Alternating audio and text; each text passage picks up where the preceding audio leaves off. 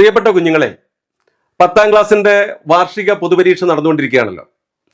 മലയാളം പരീക്ഷയിലെ ക്രോധം വരുത്തിവെക്കുന്ന വിനയെക്കുറിച്ച് വിവരിക്കുന്ന ഒരു ചോദ്യമുണ്ടായിരുന്നു. ശ്രീരാമന്റെ പട്ടാഭിഷേകം മുടങ്ങിയത് അറിഞ്ഞിട്ട് ലക്ഷ്മണൻ കോപം കൊണ്ട് ജ്വലിക്കുന്നു. അയോധ്യ ചാമ്പലാക്കാൻ പോകുന്ന ക്രോധാഗ്നി ലക്ഷ്മണനിൽ നിന്ന് പ്രവഹിക്കുന്നു. അപ്പോഴാണ് ശ്രീരാമചന്ദ്രൻ ലക്ഷ്മണനെ തഴുകിക്കൊണ്ട് ജീവിത മൂല്യങ്ങളെക്കുറിച്ച് സംസാരിച്ചത്. അകംഭാവത്തിൽ നിന്നുത്ഭവിക്കുന്ന ക്രോധം അച്ഛനമ്മമാരെയും കൂട്ടുകാരെയും കൊല്ലാനും സ്വയം നശിക്കാനും മാത്രമേ പ്രയോജനപ്പെടൂ. അതിനാൽ കോപിക്കുന്നവനല്ല, കോപത്തെ ജയിക്കുന്നവനാണ് ബലവാൻ. ശ്രീരാമന്റെ ഈ ഉപദേശമാണ് ലക്ഷ്മണ സാന്ത്വനം എന്ന പാഠത്തിലുള്ളത്. സ്വന്തം കൂട്ടുകാരനെ ആക്രമിച്ചു കൊന്ന കുട്ടിയും ഈ ചോദ്യത്തിന്റെ ഉത്തരം എഴുതിയിട്ടുണ്ടാകാം. അവർക്കും മികച്ച മാർക്കും ലഭിച്ചിട്ടുണ്ടാകാം. വിദ്യാഭ്യാസം എന്ന് പറയുന്നത് മാർക്ക് നേടി മുൻപന്തിയിലെത്താനുള്ള അഭ്യാസം മാത്രമാണോ എന്നുള്ളതാണ് ഇവിടുത്തെ പ്രശ്നം. അങ്ങനെ നോക്കുമ്പോൾ ഷഹവാസിന്റെ ഘാതകരെ പോലെ പരീക്ഷയ്ക്ക് മുന്നേ തോറ്റുപോയ എത്രയോ കുട്ടികൾ നമ്മുടെ ചുറ്റുപാടുമുണ്ട്. നിങ്ങളിൽ ഏറെ പേരും സ്നേഹവും സഹാനുഭൂതിയുമുള്ളവരാണ്. എന്നാൽ കൂട്ടം കൂടുന്ന സന്ദർഭങ്ങളിൽ തെറ്റായ തീരുമാനങ്ങളോട് വളരെ പെട്ടെന്ന് പൊരുത്തപ്പെട്ടു പോകുന്നു. ഒരു ചെറിയ പ്രകോപനം പോലും പൊട്ടിത്തെറിക്കാൻ കാരണമാകുന്ന വിധത്തിൽ ഓരോ മനസ്സിലും ഹിംസ നിറഞ്ഞു നിൽക്കുന്നു.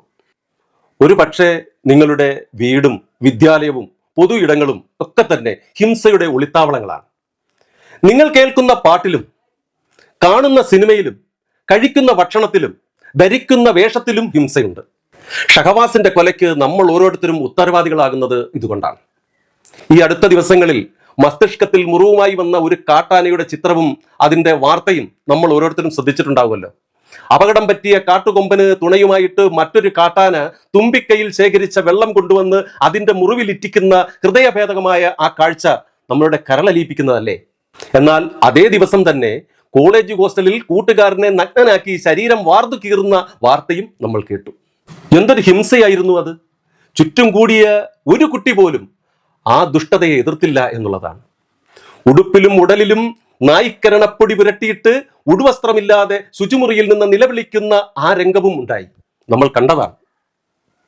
അപ്പോഴും സഹപാഠികൾ പൊട്ടിച്ചിരിച്ചുല്ലസിച്ചുകൊണ്ട് അതിനെ പ്രോത്സാഹിപ്പിക്കുന്ന രംഗവും നമ്മൾ കണ്ടു. മറ്റുള്ളവരുടെ വേദന കണ്ട് ചിരിക്കാൻ കഴിയുന്ന മനസ്സ് രോഗബാധിതമാണ്. ആ രോഗം സ്കൂളുകളിലും കോളേജുകളിലും ദിനം ദിനമായിട്ട് വ്യാപിക്കുകയാണ്. മഹാഭാരത യുദ്ധത്തിന്റെ 19ാം പകലിൽ പകയുടെ പ്രതിപുരുഷനായിട്ട് ഒരു കഥാപാത്രത്തെ വേദവ്യാസൻ കാണിച്ചു തരുന്നുണ്ട്. ഒരു കൂട്ടക്കൊലയ്ക്ക് ശേഷവും ഭാവഭേദമില്ലാതെ ഗർഭസ്ഥ ശിശുവിന്റെ ദേഹത്തേക്ക് ആയുധം പ്രയോഗിക്കുന്ന അശ്വത്ഥാമാവിനെ, ശ്രീരാമന്റെ ഉപദേശം കേട്ട് അടങ്ങിയ ലക്ഷ്മണനെ അല്ല ഇവിടെ അശ്വത്ഥാമാവിൽ നാം കാണുന്നത്. ദേഷ്യം കോപമായി, കോപം ക്രോധമായി, അത് കനത്തു പകയായി സ്വയം കത്തി നിൽക്കുന്ന ആ കഥാപാത്രത്തെ സകലരും ശപിക്കുന്നുണ്ട്. ആ ഗണത്തിലേക്ക് ആളുകളെ എടുക്കുന്ന നരകത്തിന്റെ എംബസികളായിട്ട് വിദ്യാലയങ്ങൾ മാറിക്കൂടാ. കാമം, ക്രോധം, ലോഭം ഇത് മൂന്നും നരകത്തിന്റെ വാതിലുകളാണെന്ന് ഭഗവത്ഗീത പറയുന്നു. മനുഷ്യ മനസ്സുകളിൽ ദൈവ സമ്പത്തും അതുപോലെ തന്നെ ആസുരിക സമ്പത്തുമുണ്ട്. ആസുരിക സമ്പത്തിനെ നിയന്ത്രിക്കാനും ദൈവിക സമ്പത്തിനെ വളർത്തുവാനാണ് മനുഷ്യൻ വിദ്യാഭ്യാസം ചെയ്യേണ്ടത്. അതുകൊണ്ട് വിദ്യാലയങ്ങളെ നമുക്ക് വീണ്ടെടുക്കേണ്ടതായിട്ടുണ്ട്. അതിന് സന്തോഷത്തിന്റെയും സർഗാത്മകതയുടെയും ഇടമായിട്ട് ആ വിദ്യാഭ്യാസ സ്ഥാപനം മാറണം. ഗുരുക്കന്മാർക്ക് ശിഷ്യന്മാരെ ശാസിക്കാൻ അവകാശമുണ്ടാകണം. അധ്യാപകർക്ക് അവരുടെ കയ്യിൽ പണ്ടുണ്ടായിരുന്ന ആ ചൂരൽ വടി നമുക്ക് തിരിച്ചു കൊടുക്കാൻ സാധിക്കണം. മാറ്റം നമ്മളിൽ നിന്നുണ്ടാകണം. എത്ര പ്രലോഭനമുണ്ടായാൽ പോലും ഒരിക്കലും ലഹരിയുടെ വഴി തിരഞ്ഞെടുക്കില്ല എന്ന് നിങ്ങൾ നിങ്ങളുടെ അമ്മയ്ക്ക് വാക്ക് കൊടുക്കണം. ആ വാക്ക് ആജീവനാന്തം പാലിക്കപ്പെടണം. എല്ലാ ദിവസവും പ്രാർത്ഥനയോടൊപ്പം ഒരു 10-20 മിനിറ്റ് നിശബ്ദമായിരുന്ന് സ്വന്തം മനസ്സിനെ ഒന്ന് നിയന്ത്രിക്കണം. ഇസ്ലാം മതസ്ഥരായ നിങ്ങളുടെ സുഹൃത്തുക്കൾക്ക് ഇപ്പോൾ നോമ്പ് കാലമാണ്. അതുപോലെ തന്നെ ഈസ്റ്ററും വിഷുവും പടിവാതിക്കലത്തിൽ നിൽക്കുകയാണ്. തിന്മയെ തിരുത്തി നന്മയെ ഉണർത്തുവാനുള്ള മുഹൂർത്തങ്ങളാണ് ഇതെല്ലാം എന്ന് നമ്മൾ തിരിച്ചറിയണം. ഞാൻ നന്മയോടൊപ്പമായിരിക്കും, എൻ്റെ നാടിനു വേണ്ടി ഇതാകട്ടെ നമ്മുടെ പ്രാർത്ഥന. കൊച്ചുകുട്ടികൾക്ക് വേണ്ടി ഗോവിച്ചേട്ടൻ തയ്യാറാക്കിയ ഈ വരികൾ ഞാനത് വീഡിയോ ആക്കി നിങ്ങളുടെ മുന്നിൽ എത്തിക്കുക മാത്രമാണ് ചെയ്തിട്ടുള്ളത്.